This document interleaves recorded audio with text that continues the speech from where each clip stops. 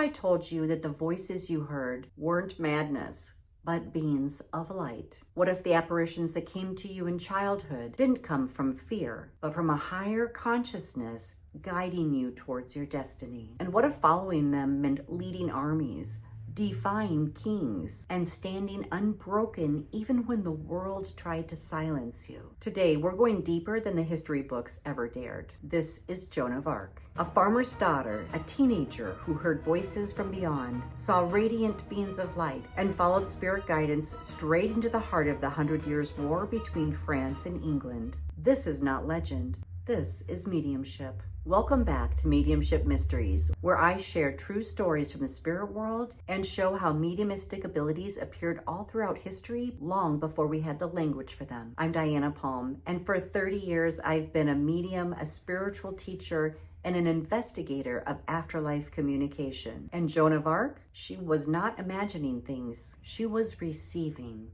She was one of us. Joan of Arc was born in 1412 in a small farming village in France. She was the daughter of peasants, uneducated, illiterate, but deeply spiritual. She never learned strategy. She never learned warfare. She never trained as a soldier. And yet, she would one day command armies. And this matters because there is nothing in her background to explain what happens next, except spiritual intervention. At around age 13, Joan experienced her first spirit visitation. She didn't say that the spirits emerged from darkness. She said that they emanated a bright light, a light that came from within. And this is critical. In mediumship, we understand the distinction clearly. Lower level earthbound spirits do not emanate light, but beings with higher consciousness, including spirit guides, angels, and divine intelligences, radiate light from within. Joan described these beings as luminous, loving, and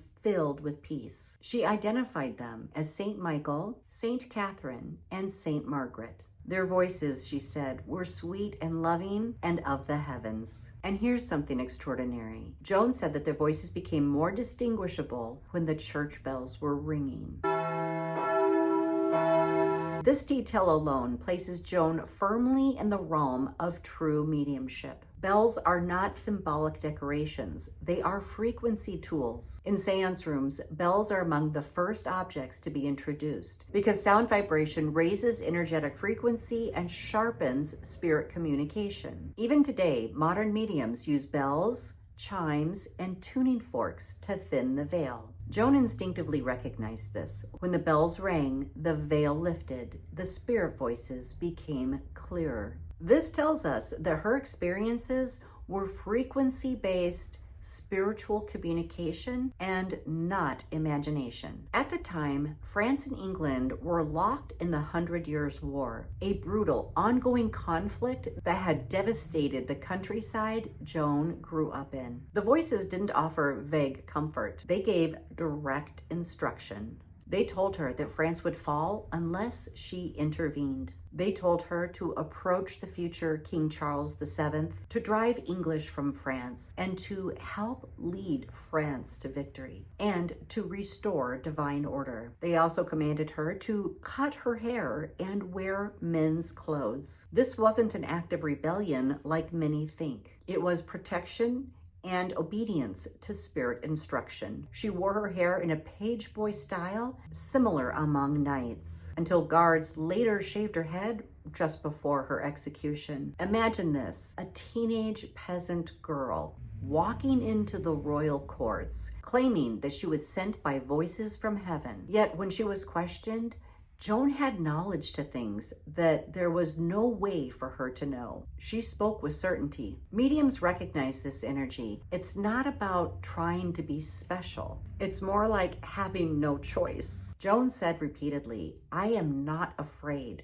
I was born to do this." All mediums have the same calling in their soul, and it never really quiets down until you finally embrace it. Joan was not trained in battle, yet she predicted outcomes. She warned of attacks before they happened. She knew when to advance and when to stop. Her voices guided strategy, and against all odds, France began to win. Soldiers followed her because they felt it. Commanders trusted her intuition. This is something I often see with people that display strong mediumistic abilities. Spirit guidance that brings protection, timing, and clarity, even in chaos. Joan didn't claim power, she surrendered to it. Joan never fought in battle. She carried a banner instead of a sword. Yet she led men. She was wounded once by an arrow, but later returned to the field. And she inspired soldiers, not through fear, but through spiritual discipline. She insisted the men attend mass, confess their sins, stop swearing, and dismiss the prostitutes that followed the army. She believed that spiritual purity mattered, and she enforced it. History records that Joan once slapped a soldier for disobeying moral orders. This wasn't a meek young woman. Joan lived by her convictions. Men followed her because they felt the authority behind her. Joan also displayed an almost otherworldly ease with horses. Though she began with little riding experience, she quickly became an expert, mounting powerful war horses with remarkable grace, without so much as a mounting block or using the stirrups. People describe her vaulting onto the horse, either from the side or rear, astonishing seasoned soldiers. One account tells of a massive black charger who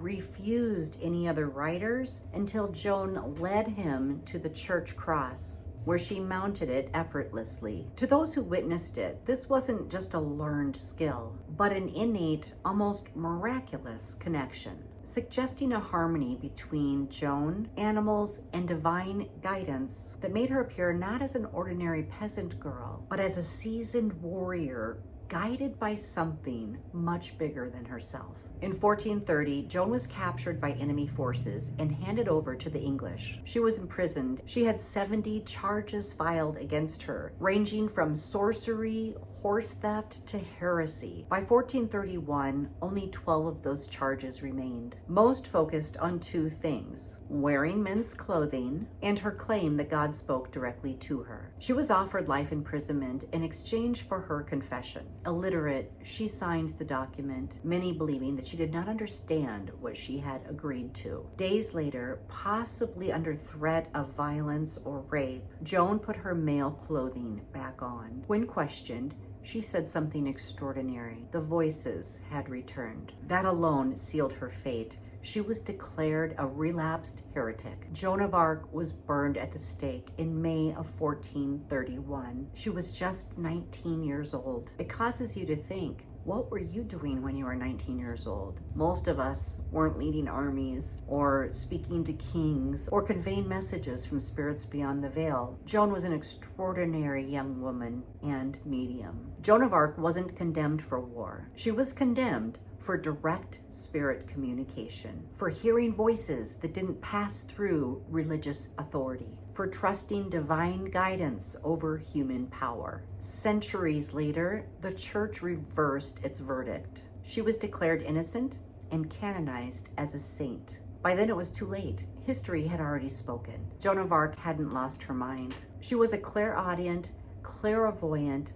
spirit-led soul, born at a time that did not yet understand mediumship. Joan of Arc's story asks a deeper question. How many people throughout history were labeled as mad because society lacked the language for spiritual gifts? Today, we call this mediumship. Back then, it was heresy or holiness, depending on who was listening. Joan's gifts were not random. They were disciplined and purpose-driven, anchored in service. This is the difference between fear-based psychic experiences and trained spiritual communication. If Joan of Arc were alive today, she would not be burned at the stake. She would be trained. She would be protected. She would understand how to work with her abilities safely, clearly, and ethically. And that's why I created my spiritual academy for mediumship. If you have experienced hearing voices, seeing spirits, receiving messages in dreams, or knowing things that you can't explain, you're not crazy, you're not broken, and you're not imagining it. You're remembering something ancient, something very natural. I'll leave the link below if you feel called to explore mediumship in a grounded and supportive way. And if this story resonates, let me know in the comments. Do you believe Joan of Arc was guided by the spirit world? If this video resonates, you may want to explore my entire Mediumship Mysteries playlist. I'll put the link below this video as well. Thank you so much for watching. I'll see you next time.